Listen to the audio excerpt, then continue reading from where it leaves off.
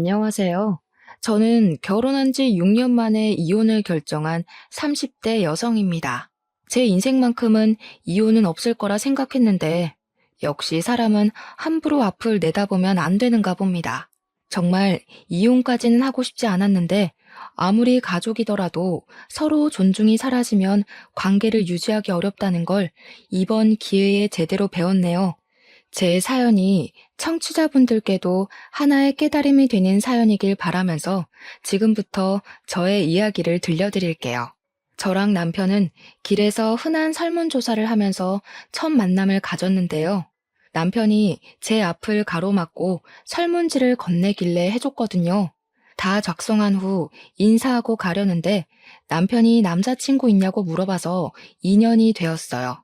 처음엔 거절하기 좀 그래서 받아줬는데 남편이 주는 관심이 나쁘지 않더라고요. 대화를 하면 할수록 잘 통해서 나중엔 누가 먼저랄 것도 없이 비등하게 서로를 좋아했습니다. 성격뿐만 아니라 가치관까지 잘 맞아서 결국 결혼도 약속하게 되었죠. 시부모님께 인사하러 가기 전에 남편이 먼저 시부모님에 대해 얘기를 해줬는데요. 시부는 삼겹살 가게를 운영 중이었고, 시모는 보험 설계사라고 했어요. 그 얘기를 듣는데 저희 부모님과 나이대가 비슷하신데도 여전히 일을 손 놓지 않고 있는 시부모님이 대단하게 느껴지더라고요. 그러나 한편으로는 걱정도 되었습니다. 저희 친정은 엄마 아빠가 이혼을 한 상태였거든요. 아빠랑은 아예 연락이 안 되었고 엄마는 제가 주는 생활비로만 지내고 계셔서 혹시라도 남편 집안에서 우리 집안 때문에 결혼을 반대할까봐 불안했어요. 그래서 남편에게 미리 저희 집안에 대해 얘기를 해줬습니다. 아빠가 질이 좀 안 좋은 사람이었다고, 엄마랑 이혼을 한 결정적인 이유가 도박 때문이었다고요. 그리고 아빠 빚 때문에 파산하게 된 우리 집을 저랑 엄마랑 아등바등 살면서 가세를 일으켰다는 것도 말했어요. 걱정 마. 우리 부모님 오히려 거저 먹으면서 자란 젊은이들을 더 싫어해. 온실 속 화초처럼 자란 사람들은 인정머리가 잘못되었다면서 젊을 때부터 이것저것 부딪혀보고 산 사람들은 생활에 임하는 태도가 다르다는데 그건 나도 좀 인정하는 부분이야. 남편은 그런 것에 전혀 개의치 않는 사람이었습니다. 제 형편을 알고도 저라는 사람 자체를 좋아해 줬어요. 남편 말로는 내가 너무 걱정하는 것 같아서 시부모님한테 미리 언지를 했었대요.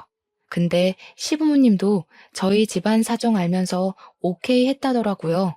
남편 덕분에 한결 편한 마음으로 시부모님을 뵀는데 시부모님은 정말 저에 대해 무례한 질문 하나 없으셨고 오히려 저에게 좋은 걸 먹이고 싶어서 후하게 대접을 해주셨습니다.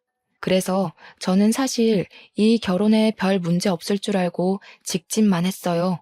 분가로 신혼을 시작했고 혼수랑 예단은 남편과 상의해서 서로 안 하는 걸로 합의를 보았죠. 저희들의 결정을 시부모님께서도 좋아해 주셔서 다행이었어요. 저랑 남편은 맞벌이를 하면서 차곡차곡 돈을 모았고 신혼살림을 하나씩 구입하는 재미로 잘 살았습니다. 그렇게 평소와 같은 어느 날 시댁에 밥을 먹으러 갔다가 알게 된 사실이었는데요. 시부 가게에서 일하는 아르바이트생이 가게에 돈을 들고 튄 사건이 발생했다는 거예요. 그 도둑은 대학생 신분이라 하대요. 사실 CCTV로 충분히 그 도둑놈을 잡을 수 있었지만 시부가 오죽 상황이 어려웠으면 돈을 훔쳤겠나 싶어서 그냥 내버려뒀다고 하더라고요. 그날은 도둑놈이었지만 그동안은 가게 일을 착실하게 해낸 착한 아르바이트생이라고 하면서요. 그 총각이 아무리 착하면 뭐해요? 결국 남한테 피해를 준 건 틀림없는 사실인데. 자기 형편 어렵다고 남의 돈 막 훔쳐가면 되나? 자기가 돈 벌어먹기 힘든 줄 알면 남의 집 사정도 마찬가지로 어려울 수 있다는 걸 알아야지. 걔는 뭐 돈 들고 튀면서 마음이 좋았겠어? 그런 건 아무런 상관이 없는데 다만 앞으로 일이 걱정이네. 일손이 하나 모자라서 말이야. 다른 아르바이트생 구하자니 오늘 같은 사고가 안 날 거란 보장도 없고 걱정이야. 그 소리를 듣고 저는 시부의 인품에 감탄을 했습니다. 저 같으면 당장 신고해서 혼쭐을 내줬을 것 같거든요. 여기까지 저는 분명 시부를 좋게 봤어요. 그 일로 인해 시부가 아르바이트생 구하기 힘들다고 고민을 하시길래 저 또한 시부의 걱정을 함께하며 요즘 세상 각박한 걸 대신 욕해드렸죠. 근데 그 상황에 갑자기 시모가 제게 황당한 제안을 하더라고요. 그 때문에 저는 더 이상 시부를 걱정해주지 못했고 오히려 시부모님을 향해 의심을 품었습니다. 내가 한 가지 괜찮은 방법이 있는데 세아가 그러지 말고 네가 일 그만두고 시애비 가게에서 일하는 거 어떠니? 우리가 월 200만 원은 챙겨줄 테니까 직원으로 들어와도 괜찮을 것 같은데 지금 하는 일은 팍팍할 거 아니냐. 가족이랑 같이 일하면 마음도 편하고 얼마나 좋아. 시모가 제게 이 말을 하자마자 뭔가 알겠더라고요. 시부모님은 아르바이트가 안 구해진다고 고민을 하셨지만 아르바이트를 구할 생각이 없으셨던 거예요. 신원 확실한 저를 설득시켜서 싼값에 일을 시키고 싶었던 거죠. 가족이랑 같이 일하면 마음이 편하다고요? 여러분이 생각하기에도 과연 그렇다고 보십니까? 친가족이랑 사업을 해도 싸우기 마련인데 시댁이랑 일을 하면 얼마나 말 못할 고충이 많겠어요. 모든 며느리가 멍청한 게 아니라면 시모가 선심 쓰듯 던진 제안이 얼마나 부당하고 수상쩍은 조건인지 느낄 수 있을 겁니다. 그리고 당시에 저 직장에서 세후로 300만 원 가량 받고 있었어요. 돈을 더 준다고 해도 고민했을 텐데 200만 원이라뇨. 가족이란 이유로 200만 원 주면서 얼마나 사람을 굴려먹으려고 그러나 싶은 생각이 들었어요.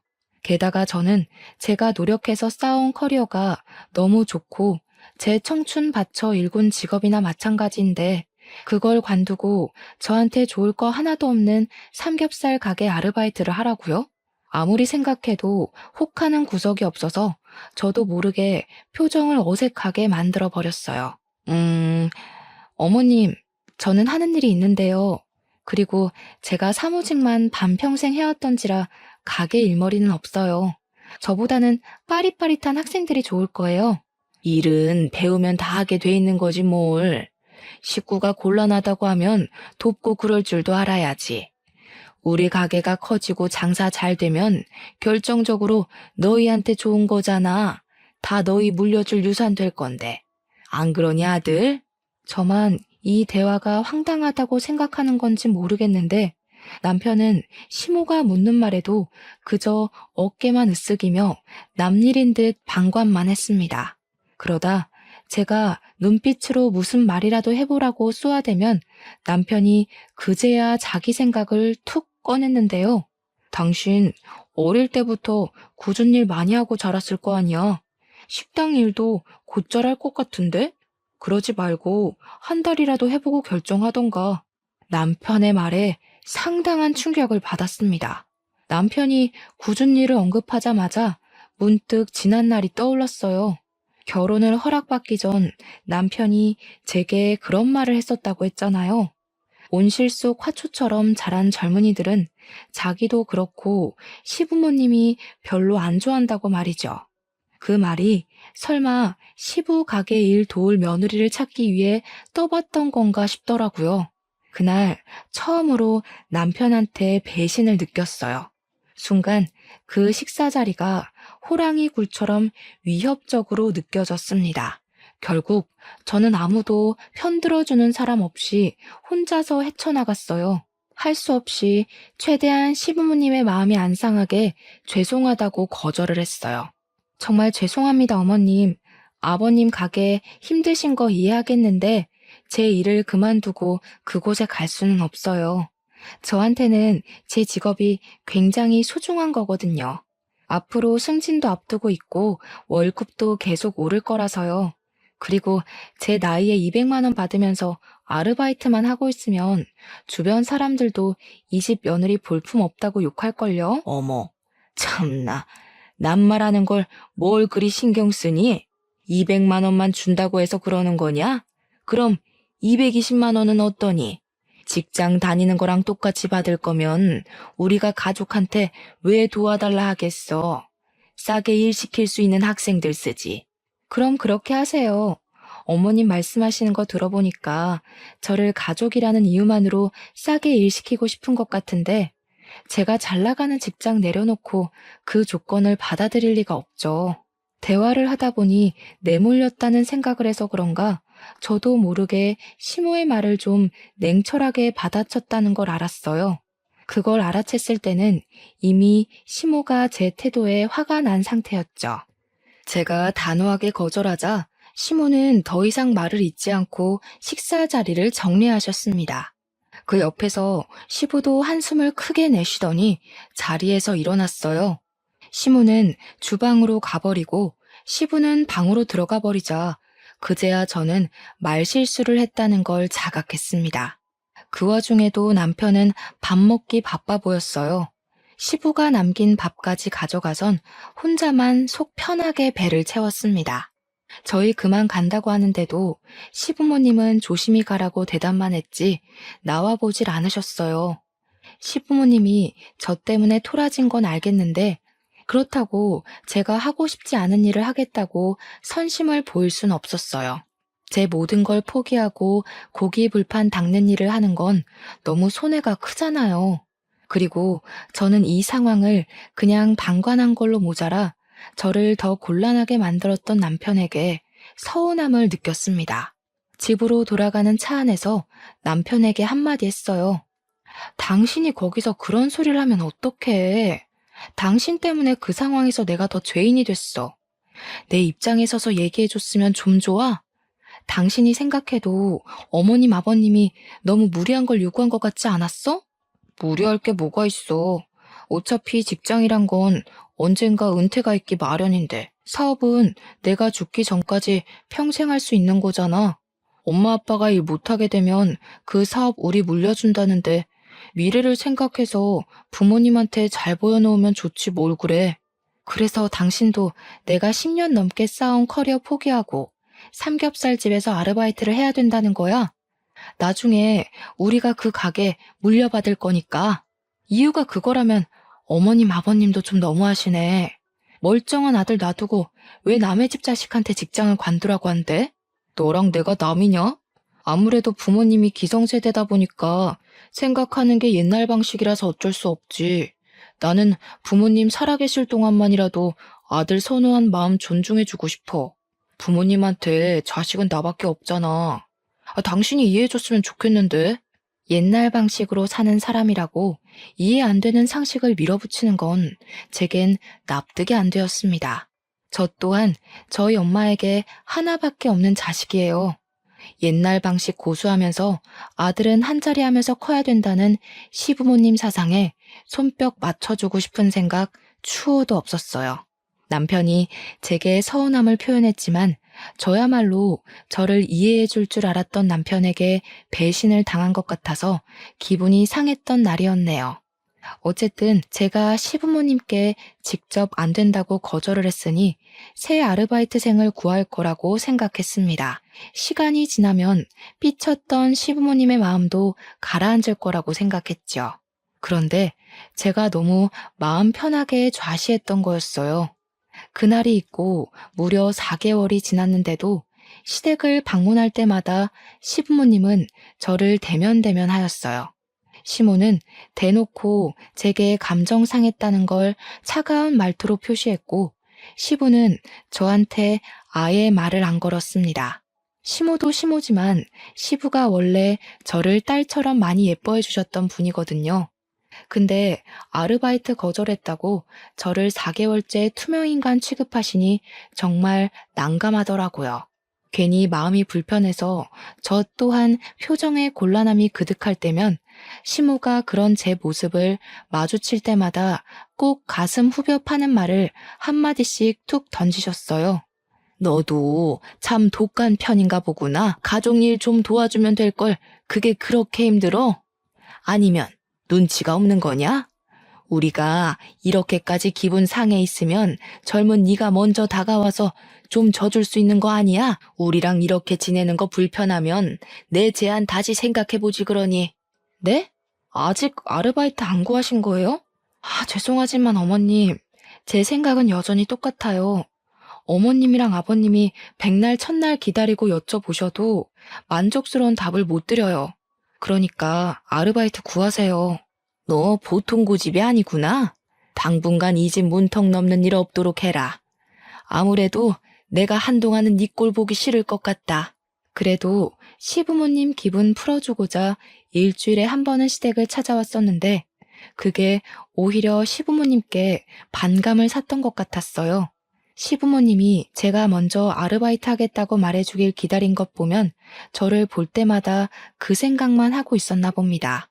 시간이 갈수록 시부모님이 주는 압박과 눈치는 점점 더 심해져서 저 결국 시모 말대로 시댁 가는 발걸음을 줄이게 되었고 어느 순간 저도 모르게 발길을 뚝 끊게 되었어요.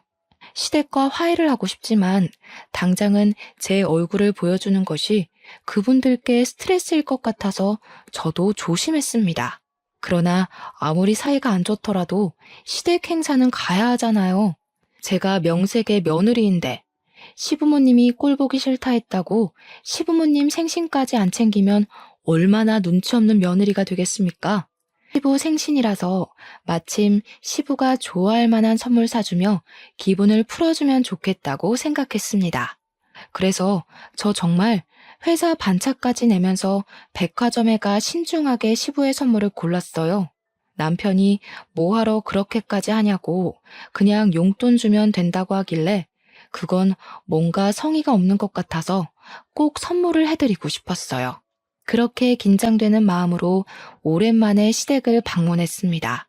시부모님은 생신날이라 그런지 평소보다는 말투가 부드러웠어요. 여전히 제 눈은 잘 안 마주쳤지만 저더러 왜 왔냐고 타박하지도 않았고 시모 일을 도와줘도 시모가 제게 나무라는 일도 없었습니다. 그러나 문제는 식사 자리에 앉고부터 시작이 되었어요. 시부모님은 식사 자리 앞에서 어김없이 아르바이트생 구하기 어렵다는 얘기를 또 했습니다. 아, 이러다 진짜 장사 접어야 되는 건 아닌가 몰라. 요즘 젊은 사람들은 도대체 어떻게 믿고 써야 되는 거냐? 하도 금방금방 관둬서 사람 구하는 것도 힘들어 죽겠다. 계속 이러면 나도 짜증나서 더는 못해 먹어. 그래도 20년을 넘게 해왔는데 사람 안 구해진다고 그만두면 씁니까? 우리가 아들을 몇 명 더 낳을 걸 그랬나 봐요. 그럼 전업주부 하는 며느리 들이면 딱 좋았을 텐데. 시부모님이 저를 언급한 건 아니었지만 누가 들어도 저를 공략하는 대화였기에 눈치가 안 보일 수 없었어요. 저한테 자꾸 거절당하는 시부모님 마음 안 좋을 거 압니다. 그렇지만 계속 거절해야 하는 제 마음 또한 시부모님 못지않게 불편하단 말이죠. 너무 가시방석이었던지라 저는 대화 주제를 돌리고 싶었어요. 그래서 시부에게 제가 사온 선물을 건넸습니다. 시부가 장사한다고 좋은 신발 하나 못 사시는 것 같길래 다른 약속 갈 때 신으라고 구두 한 켤레를 해줬어요. 나름 브랜드 있는 고가의 상품이었죠. 일단 아무리 시부가 제 선물에 마음이 풀린다고 하더라도 활짝 웃는 반응까진 기대 안 했어요. 그냥 저한테 고맙다거나 제 눈을 마주해주면서 따뜻한 말 한마디 해주시는 거면 충분했습니다. 적어도 선물을 받았으니 그런 작은 반응 정도는 올 거라고 생각했어요. 하지만 시부는 제 선물을 받아가고도 열어보지 않고서 그냥 곁에 내려두기만 하더군요. 그러면서 하시는 말씀은 저의 부풀었던 마음에 찬물을 제대로 끼얹어 주었습니다. 요즘 누가 선물을 사니? 그냥 용돈으로 주는 센스가 있어야지. 우리 아들한테 말 안 들었냐? 우리 아들은 매번 돈으로 주는데. 내가 얘기했지. 근데 와이프가 아빠한테 정성 보이고 싶다고 회사까지 빼고 백화점 가서 준비한 거야. 구두 꽤 비싸던데? 엄청 신경 써서 산 거니까 말이라도 고맙다고 해줘. 쓸데없는 곳에 정성 보일 시간에 시가 집안이 어떻게 돌아가고 있는지 상황 파악부터 해보면 좀 좋냐. 누가 선물 바랬어? 장사하기 바빠 죽겠는데 구두는 무슨 구두? 누구 장사 말아먹으라고. 고사 지낼 일 있나? 내가 이거 신고 놀러 갈 정도로 여유가 있었으면 아르바이트 때문에 골머리 앓고 있겠니? 시부는 아무래도 아르바이트 문제 때문에 저한테 단단히 화가 난 듯 했어요. 제가 시부의 일을 나서서 도와주겠다 하지 않는 이상 이건 풀릴 문제가 아닌 것 같았습니다. 그래도 신경 써서 시부모님의 마음을 풀어주고자 진심을 많이 기울였는데 시부한테 매정한 말을 들으니 정말로 속상하더라고요. 결국 저는 그날 먹은 음식을 제대로 체해버렸습니다. 집에 가서 화장실에서 하루 종일 토를 했는데 역류해서 눈물이 났다기보단 좀 서러워서 눈물이 났어요. 생각할수록 시부모님께 화가 나기까지 했습니다. 고작 아르바이트 하나 거절했다고 저는 한순간에 시댁에서 천하의 못된 며느리가 되어버렸어요. 이럴 수가 있는 일인가요? 그렇다고 제가 생각을 바꿀 것도 아니고 시부모님도 저를 배려해 줄 생각이 없고 어쩔 수 없이 저랑 시댁의 사이는 계속해서 멀어져 갔어요. 그때쯤엔 저도 시댁을 포기해버렸습니다. 그런 와중에 저희 엄마가 가벼운 수술을 받는 바람에 시댁 걱정은 제 머릿속에서 완전히 묻혔어요. 엄마가 어느 날 전화가 와서는 가슴이 아파서 병원 검사를 받고 간단한 수술을 하게 되었다고 급전 100만 원가량만 해달라고 하더라고요. 저는 망설이지 않고 바로 제 돈 100만 원을 내줬어요. 당연히 우리 엄마니까요. 저랑 남편은 각자 월급을 각자가 관리해서 어디에 쓰던 자유였거든요. 필요한 물건 있으면 그때그때 반씩 돈 맞춰서 구매를 했고요. 그래서 엄마 수술비로 100만 원 나갔다는 말은 굳이 남편한테 안 해도 되었는데 그냥 제가 말했습니다. 식구가 아파서 수술을 하는 건 서로 알고 있으면 괜찮을 것 같아서였죠. 남편도 저희 엄마 걱정해주면서 혹시 돈 더 필요하면 보태줄 테니까 말하라고 하더군요. 그러면서 병원에 입원해 있는 저희 엄마한테 따로 전화를 해 안부를 물어주었습니다. 여기까지는 괜찮았죠. 그런데 남편이 우리 엄마 아픈 걸 시모한테 말했나 보더라고요. 그때가 시부 생신 보내고 시댁을 안 찾아간 지 2개월은 되었을 때였어요. 그런데 어쩐 일인지 시모가 저희 신혼집을 찾아온 겁니다. 연락도 없이 오셔서 제가 퇴근하고 무방비한 상태로 시모를 마주했어요. 그것까진 이해해 줄 수 있는데 시모는 제가 마음에 안 드니까 그걸 어떻게든 표현하고 싶었나 봐요. 우리 엄마까지 안 좋게 보기 시작하더라고요. 우리가 어떻게 살고 있나 궁금해서 방문했다고 하는데 사실 시모가 찾아온 진짜 목적은 저에게 있는 것 같았습니다. 왜냐면 시모가 작정하고 제 속을 뒤집어 놓고자 우리 엄마 아픈 걸 언급했거든요. 그것도 아주 가볍게 말이죠. 수중에 100만 원도 없어서 딸한테 손을 벌리냐? 보니까 사돈이 딱 지 자식 발목 잡을 사람이네. 그 나이까지 돈도 안 벌고 뭐 했대? 아, 바깥 사돈이랑 안 좋게 이혼했다고 했지? 도박이랬니? 이래서 여자도 돈을 벌어야 된다는 거야. 기생충처럼 남편한테만 의지할 게 아니라. 저 그 소리 듣고 얼마나 놀랐는지 모릅니다. 어떻게 자식이 듣는 앞에서 부모를 기생충이라 표현할 수가 있나요? 시모가 여태 말을 빙빙 돌려서 사람 피말리며 차갑게 말한 적은 있어도 대놓고 사람 기분 나쁘라고 하는 말은 처음이었어요. 어떻게 사람이 저런 저렴한 멘트를 입에 담을 수가 있는 건지 어이가 없어서 저도 모르게 시모를 노려보았습니다. 그러자 시모가 제 표정을 딱 알아채고는 지금 째려보는 거냐고 콧방귀를 뀌더라고요. 내가 뭐 틀린 말했니? 사돈하는 짓이 오죽 답답했으면 이러겠어? 너 생각을 해봐라. 다른 집 보험사들은 사돈 댁에서 보험 다 들어주고 한다는데 나는 사돈이 땡전 한 푼 없는 사상위 계층이라 도움도 못 받고 서럽지 않겠어? 그럼 이 정도 말은 할 수 있는 거지. 그런데 어딜 눈을 부라려? 어머님, 그만하세요. 자꾸 저희 엄마에 대해 함부로 말씀하시면 저도 어머님에 대해 함부로 얘기할 거예요. 제가 지금 얼마나 참고 있는지 안 보이세요? 뭐야? 그래서 나 협박하는 거냐? 네가 나한테 함부로 말하면 뭐 내가 쫄 것 같니? 내가 살아온 세월만 60년이 넘는다. 고작 내 나이 반밖에 안 살아본 네가 하늘같이 높은 어른을 협박한다고 그게 먹힐 것 같니? 하긴 어머님 말발이 하도 현란하고 뻔뻔해서 말로는 못 이기겠네요. 근데 다 늙은 몸뚱어리보다는 제 몸이 훨씬 뛰어날 거잖아요. 저도 어머님처럼 무례한 사람한테 말로만 덤빌 생각 없어요. 저는 시모가 앉아있는 가죽 소파로가 가죽 쿠션을 들고 시모의 가슴팍을 빠르게 후려쳤습니다. 그러자 무방비한 상태로 강하게 맞은 시모가 가슴을 부여잡고 허리를 굽히면서 억소리를 내었어요. 또 제정신이야? 고집만 센 게 아니라 손찌검까지 하는 년이었니? 아무리 개념이 없어도 그렇지 어디서 건방지게 어른을 때려? 안 아프잖아요. 한 수천 대는 더 맞으셔야 어머님 말 때문에 상처받은 제 기분 아실 것 같은데요. 저희 엄마 깔본 것도 반성하실 것 같고요. 얼굴 맞기 싫으면 손 치우시죠. 이것이 뭘 잘못 처먹었나? 너 이거 내 아들한테 다 말할 거야. 절대 그냥 안 넘어갈라니까 당장 이혼 도장 준비해놔라. 네, 준비할게요. 그럼 이제 제 어머님도 아니시니까 우리 엄마 모욕한 아줌마 취급해도 되는 거죠? 전 생판 남한테는 자비가 없는 사람이라서요. 저는 그대로 가죽 쿠션을 시모 얼굴로 날렸습니다. 시모의 가슴팍을 후려쳤을 때보다 훨씬 감정을 담았고 센 힘으로 휘둘렀어요.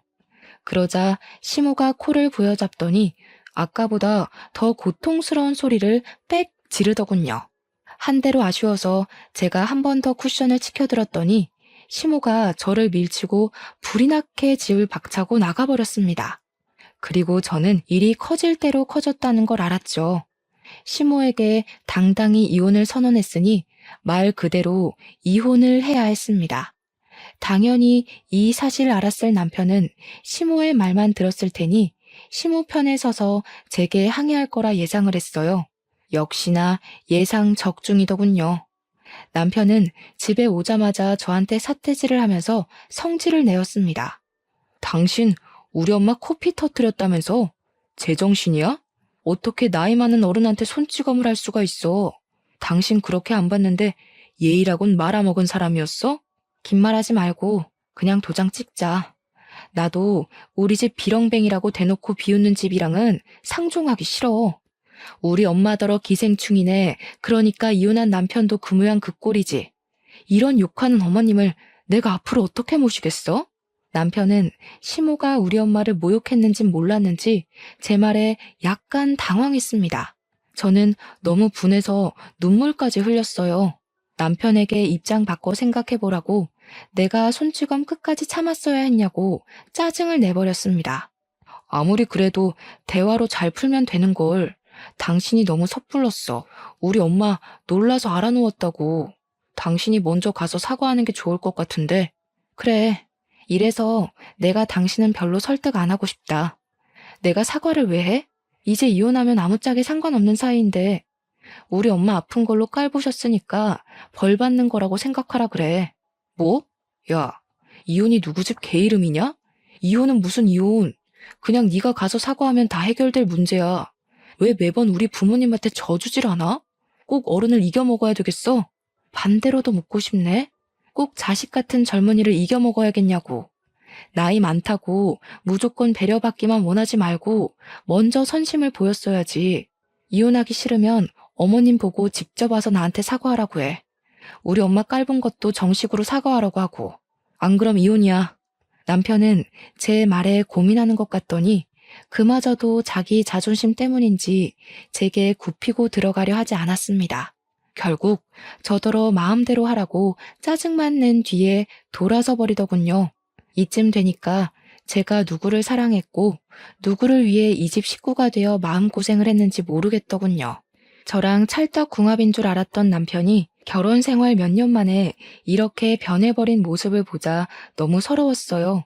그래서 결국 저는 남편과의 6년간 결혼 생활을 마침표 찍게 되었습니다. 시모한테 끝까지 사과를 받지 못한 게 마음에 걸렸지만 이혼을 하고 나니까 그래도 속은 시원하더라고요. 저는 이혼을 하고 시골 사는 친정엄마를 서울 집으로 모시고 와 같이 지냈습니다. 엄마가 저를 많이 걱정해줬는데 저는 엄마한테 제가 무슨 이유로 이혼했는지는 밝히지 않았어요. 그냥 성격 차이라고만 둘러댔죠. 엄마랑 지내니까 왠지 10대로 돌아간 것 같은 기분이었어요. 이혼 전에는 누군가의 아내로 며느리로서 그 역할을 잘 해내려고 어른인 척 했었는데 엄마 옆에선 영락없는 딸이 될 수 있어서 마음이 편했습니다. 그렇게 무탈한 시간을 보내던 어느 날이었어요. 갑자기 제 앞으로 사망보험금이 떨어진 겁니다. 너무 액수가 커서 이게 뭐지 하고 알아봤다가 우리 아빠의 사망보험금이란 걸 알았어요. 제가 어릴 적 엄마가 이혼을 했기 때문에 그 이후로 쭉 아빠 소식은 못 듣고 지냈는데요. 아빠 존재도 생각 못하고 살았는데 갑자기 교통사고로 소식을 알린 아빠 때문에 많이 당황했습니다. 당연히 우리가 장례식을 해줄 필요는 없었어요. 하지만 아빠를 챙겨줄 사람이 없다는 것까지 알게 되자 엄마가 아빠의 장례식을 도맡자고 결정 내리셨어요. 아무래도 엄마가 13억이란 사망보험금을 그냥 받기가 좀 그랬나 보더라고요. 저는 엄마의 의견을 존중하여 아빠 3일장을 무사히 치러주었습니다. 그런데 저희가 당황할 일이 한 가지 더 남아 있었어요. 이미 13억이라는 보험금 수익자가 된 것만으로도 당황스러운데 아빠가 도박을 해서 돈을 딴 적이 있었나 봅니다. 아니 글쎄 아빠 앞으로 된 땅이 하나 있었더라고요. 그것마저 저한테 유산으로 돌아온 겁니다. 졸지에 평범한 직장인이었던 제게 땅이 생기고 억대 자산가 되었어요. 마치 복권 1등에 당첨된 것처럼 당황스러웠지만 저는 이걸 그동안 마음고생한 값이라 생각하고 받아들였습니다. 신혼집을 나오고 엄마랑 같이 월세에 살던 저는 엄마랑 둘이 살 집을 구하게 되었어요. 살면서 아파트를 매매로 들어가게 될 줄은 몰랐는데 그 꿈을 생각보다 빨리 이루게 되어 기뻤습니다. 새 집으로 이사를 간 저희는 이삿짐 정리로 정신이 없었어요. 그런데 엄마가 시골 사람이라 정이 많은데 굳이 신경 안 써도 되는 옆집에 자꾸 떡을 갖다 주라고 챙겨주는 겁니다. 엄마, 서울에서는 이런 거 안 해. 떡 주는 것도 옛날이나 고맙다고 받았지. 요즘에는 이런 거 주면 의심만 받는다니까. 저는 2020년대에 떡을 갖다 주러 아파트 이웃집에 들르는 것이 민망해서 괜히 더 엄마한테 투덜거렸어요. 그러니 엄마가 세상 팍팍해진다고 덩달아 팍팍해지지 말라고 타박하더라고요. 저는 할 수 없이 떡을 들고 옆집 가서 초인종을 눌렀습니다. 그러자 웬 총각이 한 분 나왔는데요. 출근하는 길인지 가방을 챙겨 들고 있는 모습이었어요. 어리둥절해하는 총각에게 저는 쓸데없는 말 안 하고 바로 떡을 전해주었습니다. 혹시라도 안 좋은 기색을 보이면 어쩌나 걱정했는데 다행히도 총각이 엄청 고마워하더라고요. 예의상 고마워한 게 아니었어요. 고맙다는 말을 계속하면서 그걸 그 자리에서 입에 물더라니까요. 그리곤 그대로 손으로 들고 먹으면서 엘리베이터 타고 내려갔습니다. 그 뒤로 희한하게 그 총각이랑 자주 마주치게 되었어요. 떡을 주고받았으니 서로 안면은 이미 텄고 그러다 보니 가벼운 대화까지 많이 나누게 되었는데요. 신기하게도 그게 인연이 되어서 연락처를 주고받았지 뭡니까. 좀 친해지고 나서 보니까 남자 직업이 기자란 것도 알 수 있었어요. 그래서 밤낮 구분 없이 특종만 있으면 날아다닌다고 끼니를 잘 못 챙겨 먹더라고요. 제가 떡을 준 날도 12시간 밥을 굶은 상태였는데 마침 우리 엄마가 챙겨준 떡 덕분에 든든했다고 또 한 번 고마웠다고 했습니다. 그게 괜히 마음에 걸렸던 저는 엄마한테 옆집 이야기를 하다가 그분의 사정까지 말하게 되었는데요. 엄마가 집에 데려와서 밥 먹이자고 하대요. 그러려고 말한 것 아니었는데 솔직히 나쁘지 않은 제안 같아서 제가 그분께 엄마 말을 전달해 줬더니 사양 안 하고 바로 기뻐하는 거 있죠. 그때부터 그분은 정말 부지런히 저희 집 초인종을 눌렀습니다. 덕분에 집에서 심심하게만 했던 엄마는 옆집 총각 밥 해주는 재미로 살았어요. 본의 아니게 셋이서 겸상하는 날이 들어갔는데 그 정 때문인지 어느 날 기자분이 제게 마음이 있다고 고백을 했습니다.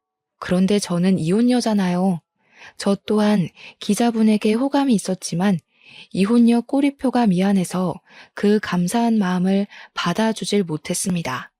근데요, 당황스럽게도 기자분이 제 이혼 사실을 알고 있더라고요. 알고도 제게 고백하는 거라고 엄청 당당하게 말하길래 어떻게 알고 있냐 했더니 엄마가 알려줬답니다. 저 몰래 총각한테 제 얘기를 많이 했나 보더라고요. 저랑 만나보라는 말까지 했다는 거 아니겠어요? 엄마 때문에 민망했지만 어쨌든 저는 그렇게 그 기자분이랑 사귀게 되었어요. 이혼을 하고 1년 만에 남자친구가 생긴 거죠. 남자친구가 생기고부터는 제 인생에서 아무기나 다름없었던 결혼의 기억이 많이 묻혔어요. 그래서 남자친구와 함께하는 시간이 더 좋았죠. 저는 남자친구에 대해 어느 정도 다 알았다고 생각했습니다. 근데 의외로 제가 몰랐던 부분이 남아 있었더라고요. 그건 겨우 묻어버렸던 지난 6년간의 결혼 생활이 한꺼번에 다시 생각났을 만큼 당황스러운 사실들이었어요. 어느 날 남자친구랑 같이 데이트한다고 연차를 내고 나름 멋을 부리며 들떠있던 날이었어요. 남자친구가 저한테 같이 가고 싶은 곳이 있다고 데려가 주더라고요. 그런데 그 방향이 매우 익숙한 방향이었고 또 아는 동네인 겁니다. 그때부터 제 눈이 아주 바쁘게 돌아갔어요. 설마 했는데 잊은 줄 알았던 시댁의 흔적이 있는 곳인 거 아니겠어요? 남자친구가 저를 데리고 간 동네는 바로 시부의 삼겹살 가게가 있는 곳이었습니다. 저는 남자친구한테 티를 내지도 못하고 눈치만 봤어요. 그리곤 우연히 전 시부의 삼겹살 가게 앞을 지나가게 되었을 때 그 내부를 슬쩍 엿봤습니다. 참 타이밍 좋게도 시부가 손님이랑 싸우고 있더라고요. 거짓말도 작작 쳐야지. 손님이 일부러 벌레 넣었는지 아닌지 내가 어떻게 알아요?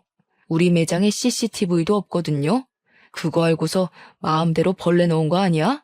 어머머, 말하는 것 좀 봐. 저 그렇게 한가한 사람 아니거든요. 사장이시면 빨리 환불이나 해달라고요. 환불 못 해줘요.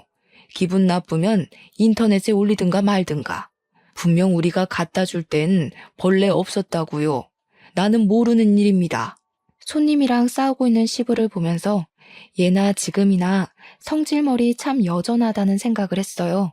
괜히 쳐다보다가 엮이고 싶지 않아서 남자친구를 일부러 덧끌며 다른 길로 가려고 했습니다. 그러나 마찬가지로 시부의 행실을 발견한 남자친구가 특종거리 같다면서 가게 입구 옆으로 몰래 숨어서 촬영하기 시작하더라고요. 너무 놀라서 남자친구한테 그러지 말라고 저지시켰지만 이미 늦어버린 후였어요. 시부가 아닌 시모한테 들키고 만 거죠.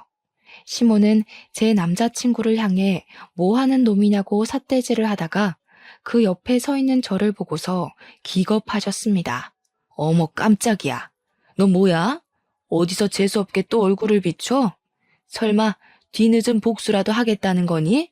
시모의 돌발 행동에 남자친구랑 저랑 시모가 아는 사이라는 걸 눈치채버렸어요.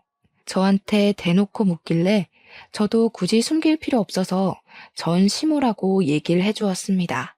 그러자 시모도 대강 우리 사이를 알아챈 것 같더라고요. 아이고, 그새 남자를 만났네. 거기도 조심하세요. 이 아가씨 땡전 한 푼 없는 사람이야. 만약 이 아가씨랑 결혼하잖아요? 그럼 총각이 이 아가씨 친정까지 다 먹여 살려야 돼. 정말 비렁뱅이라니깐. 피 보고 싶지 않으면 당장 헤어지는 게 좋을 거예요. 땡전 한 푼 없다고요? 처음 듣는 소린데요. 혹시 땡전 한 푼 없는 집안이라고 속으셨던 거 아니고요? 말도 마세요. 얘 엄마가 주머니에 100만 원도 없어서 딸내미 등에 빨대 꽂는 사람이라고. 내가 사돈까지 했던 사람인데 그것도 모를까 봐. 총각도 괜히 이 여자한테 봉변당하지 말고 가볍게 만나고 내다 버려요. 어른으로서 조언해주는 거니까 새겨듣고. 시모는 자기가 제 앞길을 완벽하게 방해했다고 생각하는 건지 저를 비웃고 있었습니다. 근데 안타깝게도 시모가 웃을 수 있는 기회는 딱 그까지였어요. 시모가 기억하고 있는 저희 집 형편은 다 옛날 일이 되어버렸는데 그런 줄도 모르고 한 방 먹였다고 웃고 있는 꼴이 참 보기 재밌었습니다. 저희 집이 이혼을 하고 그 사이에 많은 변화가 있었잖아요. 마치 시가가 제게 원흉이라도 되었던 건지 결혼을 하자마자 제가 부를 얻었어요. 원래 시골촌에 있던 저희 집 본가는 이제 20억짜리 고급 빌라가 되었을 정도입니다. 거기에 제 남자친구도 매매로 살고 있는 거예요. 무려 한 층에 두 가구만 들어가 있는 보기 드문 빌라였죠. 제가 제 입으로 일일이 시모를 설득하면서 증명하려 했다면 입이 아팠을 겁니다.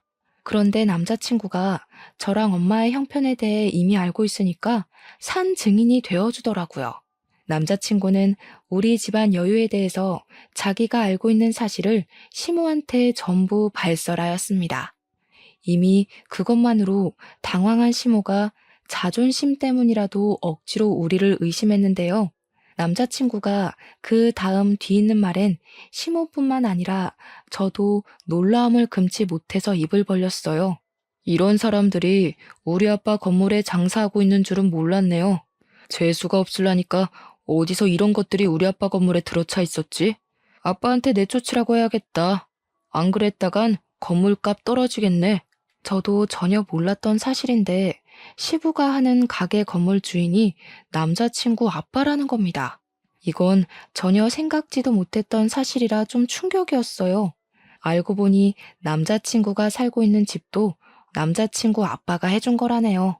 남자친구 아빠는 연 매출 1,000억을 쫓고 있는 중소브랜드 대표라고 합니다. 남자친구가 기자를 하고 있는 이유는 워낙 호기심이 많고 여기저기 쏘다니는 거 좋아해서 선택한 일이라고 했어요. 저는 남자친구가 기자로 열심히 일해서 번듯하게 자수성가해 20억 아파트를 매매한 줄 알았거든요. 말로만 듣던 금수저, 아니 다이아 수저일 거라곤 상상도 못했습니다. 남자친구 재력에 당황해서 잠깐 잊고 있었던 시모를 슬쩍 봤더니 시모 또한 아차 싶었는지 얼굴까지 벌개져 있었어요. 남자친구가 태연하게 휴대폰으로 시부 가게를 찍기 시작하자 시모가 그제야 남자친구에게 살살 기기 시작했는데요. 저는 보란듯이 시모를 깔봐주었습니다. 어쩌나? 그놈의 입방정 때문에 남편이랑 아들 발목 잡게 생기셨네요. 그러게, 평소 좋은 마음 먹고 살았다면 얼마나 좋아요? 속내가 썩어 문드러졌으니까 얼굴에 죽음도 자글자글 하잖아요. 그새 더 늙으셨네. 그런 얼굴로 보험 팔면 사람들 다 도망가요. 그 사람이 우리 엄마를 깔봤던 것처럼 언젠가 한 번은 저도 그 사람을 깔보는 날이 왔으면도 싶었는데 그게 그날이 될 줄은 몰랐습니다. 저는 시모를 잔뜩 조롱해주고 남자친구와 함께 자리를 떴어요. 남자친구는 진짜 그 사람들을 자기 아빠한테 말해서 내쫓았다고 하더라고요. 그러면서 저더러 그 사람들이랑 한식구 하느라 힘들었겠다고 위로를 해주는 거 있죠. 자기는 잠깐만 말 섞었는데도 내쫓고 싶을 만큼 숨이 막혔다면서 말이죠. 그 뒤로는 그 사람들 소식을 굳이 안 찾아봐서 모르겠는데 아마 빚에 전전하고 있지 않을까 싶어요. 저는 만나고 있는 남자친구와 결혼 전제로 만나는 건 아니에요. 좀 잘 맞고 잘 통한다고 해서 덜컥 결혼을 결심하는 건 어리석은 행동이란 걸 알아버렸거든요.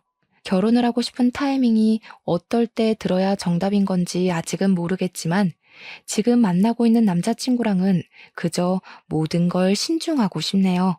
아무튼 이혼을 고민하고 계신 분들이나 한 번 정도는 이혼을 마음에 품어봤던 여러분들도 여러분들에게 가장 최선인 해답을 향해 나아갈 수 있었으면 좋겠습니다. 늘 행복하시고 소중한 시간 내어 관심 있게 들어주신 것도 감사합니다.